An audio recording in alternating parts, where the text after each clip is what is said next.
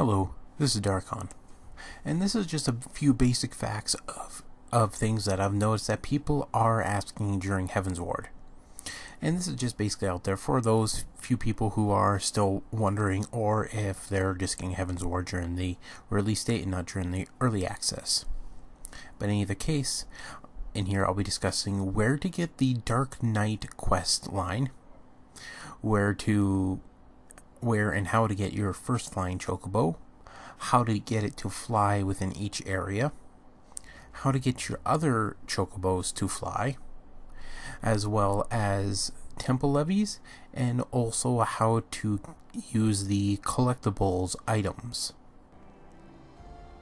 Now, for those of you who are worrying about where the Dark Knight is, or the Dark Knight quest is, it doesn't have a actual guild, but the guy who first starts the quest will be roughly in this area here. He will just be an average guy. He saw something and he'll start you along the way of getting the Dark Knight job. It'll be right around this area, and just to show you a little bit more, right about here he should be. Now, getting your first flying chocobo you naturally get as part of the actual game itself, so you can't really miss it. Just do along the main scenario and you'll be fine. However, when you want your own personal chocobo or even the fat chocobo to fly, the quest will show up at about level 52 and it'll be around here. It will actually come from this guy, the chocobo keep guy, Roderick.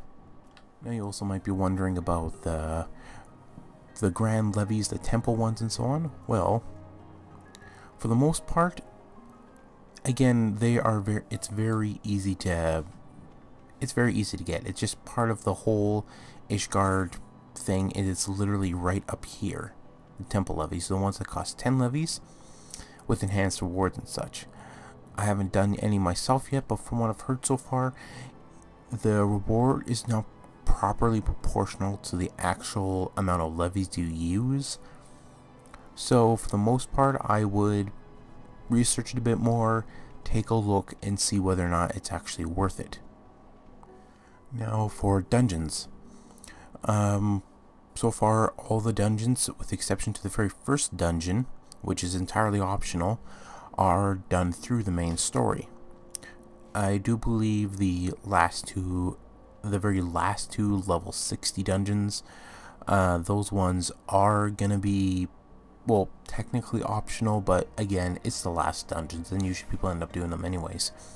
The very first one, which is in, well, actually one of the very first zones you'll go into, it's not the cloud top area, it's the one with Falcon's Nest. That one, you simply just have to keep doing quests there. I can't remember the exact quest it is, but you have to do that in order to gain entrance, and the rest you pretty much just gain as you do the main story, so there's no worry about that. Now, for flying in each zone, you have to get Aether Currents. There's about, I think, 10 Aether Currents that you can find using this little item, the Aether Compass. You click on it, and it'll tell you the approximate location where it is, or rather how far you are away from it. Remember, however, this can also mean that it's either higher above you or lower above you. So if you can't see it right away, no matter how hard you try in your level, if there's a level lower than you, it could be down there, but if there's a cliff above you or overhanging you, it could also be up there as well, so remember that.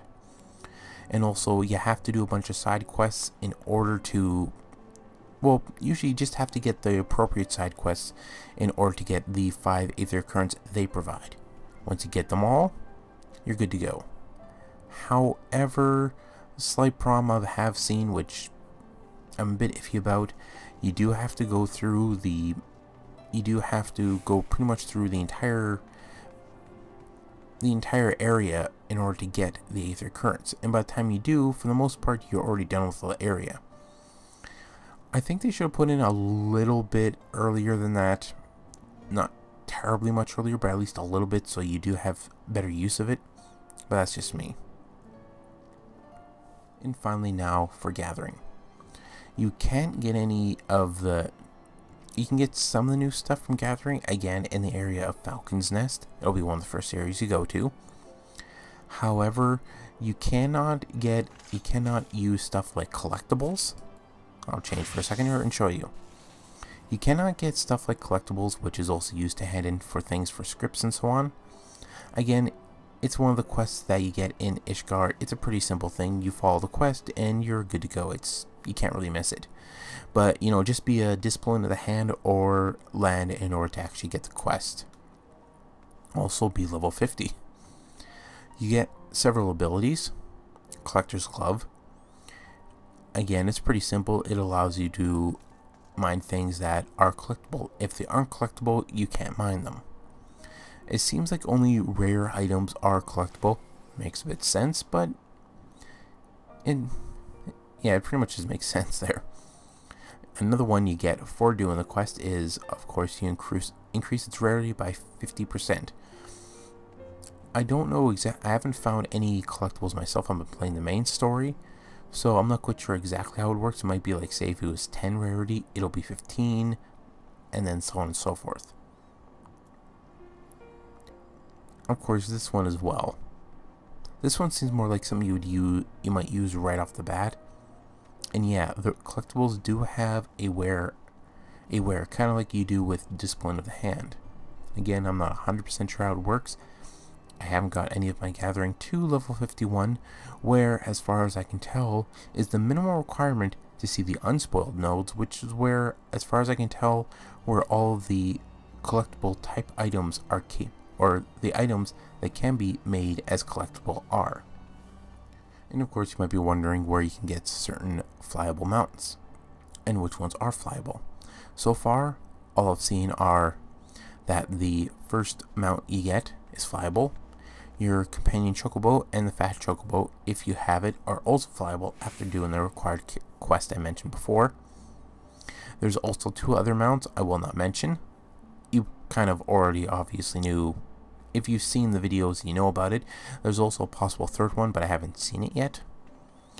But so far, those are the only ones currently. The ponies are not flyable, which I kind of thought they wouldn't be flyable right away, because it'd be along the same thing as the Bomb Palanquin, one of my more favorite ones, as well as the Airman mount. But that's enough about that. This was pretty much just a little bit of information that most people have been asking about different things and so on. But so far, this was Darkon, and I hope you enjoyed those little bits of tidbits. I would have liked to have gotten this video out earlier, but, you know, new expansion, you kind of start getting obsessed over it. You should see some of the people that are already 60. Yep, some people are already 60 now. Anyways, this is Darkon, right here. And if you did like this video, please like, favorite, subscribe, leave a comment below. And I am hoping to get this video out real quick. So long, and farewell.